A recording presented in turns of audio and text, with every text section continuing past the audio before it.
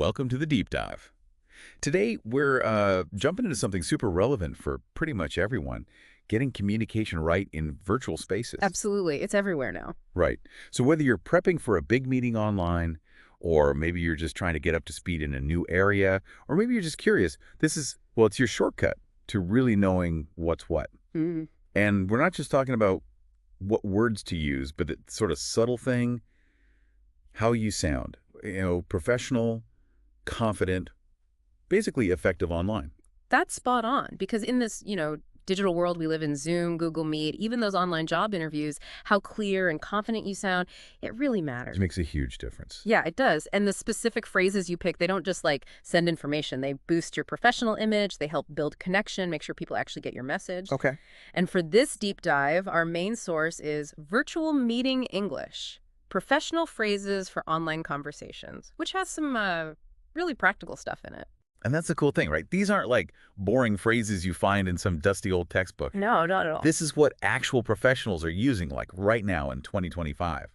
It's about getting those aha moments where you see how just tweaking a word or two can change everything. Exactly. That perception piece is huge. So, our mission today, to help you sound not just okay, but genuinely confident and really impactful in pretty much any virtual chat you have.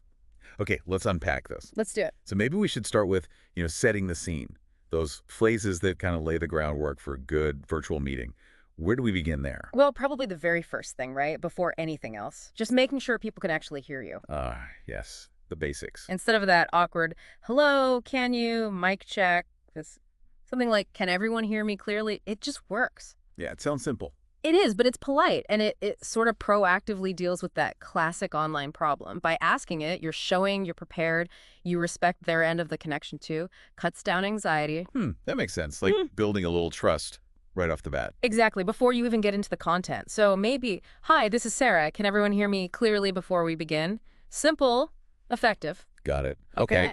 And speaking of classic online problems, Mm-hmm.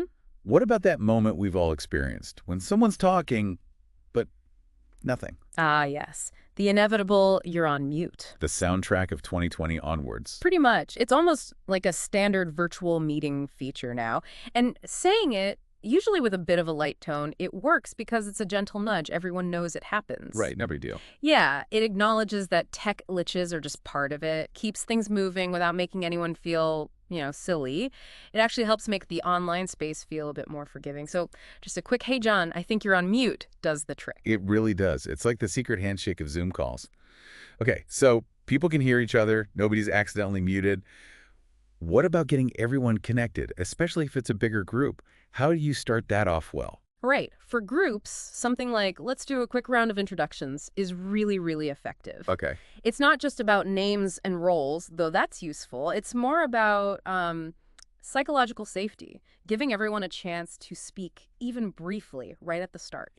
Interesting. So it kind of lowers the barrier to participating later. Exactly. Breaks the ice, makes people feel a bit more present, more connected, less like just a face in a box. Helps build that initial group feeling. That's a really good insight. Makes the virtual room feel a bit less, virtual. So you could say something like, okay, let's maybe just go around quickly, name, role, and maybe where you're calling from. Perfect. Smooth, easy way to get everyone involved. All right, so we've got a strong start. Everyone's audible, introduced. But meetings, they can wander. What happens when the conversation starts drifting? How do you gently steer it back without sounding like a bossy robot? Yeah, that's a common one. This is where a phrase like, let's circle back to that later, is super handy. Okay, circle back. Sounds quite businessy. It is a bit, yeah. But it works because it does two things. It keeps the discussion focused, yes, but it also kind of validates the point someone raised. You're saying, good idea, but not right now. So you're not just shutting them down. Exactly. You're acknowledging the value, promising to return to it, which is important for keeping people engaged. But you're maintaining control of the agenda. Keeps the main thing the main thing. Right. I can see that. So you might say, that's a really interesting question. Thanks for raising it. But maybe let's circle back to that after we cover the main agenda items. Precisely. Keeps things moving, respectfully. Okay. But what if the issue isn't relevance, but you genuinely couldn't hear something? Yeah. Connection drops, someone coughs. How do you ask someone to repeat without sounding like you weren't listening? Yeah, the tech gremlins. For that, could you please repeat that? Is your best bet. Simple and polite. Exactly. It's clear, direct, doesn't imply blame. It just states a need because of, maybe a glitch or just missing it. It shows you are engaged and you want to understand. Much better than just what? Or sorry. Definitely less abrupt. Yeah. So, sorry, the connection wavered a bit there. Could you please repeat that? Works perfectly. That's a good one to have in your back pocket. And staying with this theme of keeping things controlled, sometimes a discussion just really goes off on a tangent. Everyone gets carried away. What's the phrase for pulling it back then? Similar vibe to circle back, but maybe a bit more direct when things are actively derailing. Let's stay on track. Okay. Direct, but sounds okay. Yeah, I think so, if delivered neutrally. It's really about reminding everyone of the shared goal for that meeting, respecting the clock. It's a gentle but firm nudge back to the agenda. I remember chairing a virtual brainstorm once, ideas flying everywhere, which was great, but we were totally losing sight of the objective. Been there. Yeah. And saying something like, these are fantastic ideas, really creative, but let's just try and stay on track with today's specific goal for now. It works surprisingly well. It does. It refocuses the energy. Okay, so we're back on track. Hmm.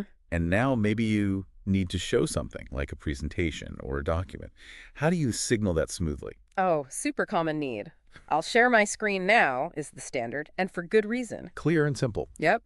It just sets the expectation clearly, tells everyone what's about to happen visually, avoids that awkward silence while you're clicking around trying to find the right window. Uh-huh. So okay, let me pull up those figures. I'll share my screen now. Clean, professional. It definitely sounds more prepared than, hold on, I think I can share this. Wait, is it working? Exactly. Confidence matters even in these small transitions. So true. Okay, we've navigated the start, kept things flowing. Now let's think about some more strategic moves, and also how to wrap things up effectively. What about when a topic comes up that's clearly important but maybe too detailed or only relevant to a couple of people? How do you handle that efficiently? Right. You don't want the whole group bogged down. That's the perfect time for, can we take this offline? Take this offline. I like that one. Sounds efficient. It really is. It's a smart way to manage the conversation flow and respect everyone's time. You're acknowledging the topic's importance, but signaling it needs a different forum, maybe a separate call, an email, whatever. So it could be for deep dives or maybe something sensitive. Exactly. Or just something specific to, say, 2 people on a call of 10. Keeps the main meeting on point, but ensures the other issue isn't just dropped. So something like, that's a really key point for us to discuss further. Can we take this offline after the meeting? Yeah, I've always thought that sounds quite sharp. Very mindful of the group's time. And speaking of time, what's a phrase that instantly signals you are being mindful of time, especially if you're the one presenting or giving an update? Oh, this one is gold. Everyone loves hearing this. I'll keep it short and to the point. Yes, music to my ears in a long meeting. Right. It's more than just words. It's like a little promise to your audience. It manages their expectations immediately, shows you value their time, and frankly, it signals efficiency, builds instant goodwill. Totally. In a Yeah. world packed with back-to-back calls, brevity is just chef's kiss. It really is. And it shows you've prepared, you know what you need to say. So you could just lead with, okay, I have a couple updates. I'll keep it short and to the point first. Perfect. Sets the tone straight away.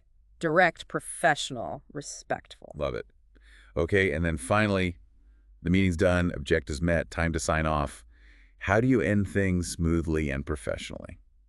Ending well is just as important as starting well. You want to leave a good final impression.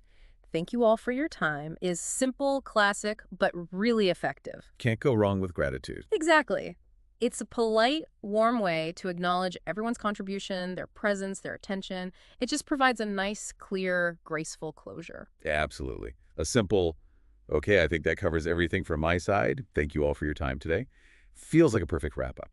It really does. So, as we've kind of walked through these, using these specific phrases we talked about, drawing from that virtual meeting English source, it's really about more than just sounding polite, isn't it? Seems like it, yeah. These phrases, when you use them intentionally, they genuinely affect how professional people perceive you to be, how efficient they think you are, just your overall effectiveness, really, in any virtual space.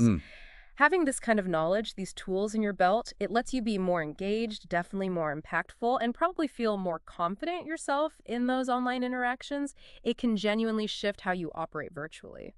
That's really well put. So what this deep dive means for you listening is that you've just picked up some really practical, hopefully kind of fun ways to boost your English specifically for these online settings. Hmm. You've got a new set of go-to phrases now, and crucially, you understand why they work, the thinking behind them. And that can make a genuine difference in how you come across. So what does this all mean? Well, think about it.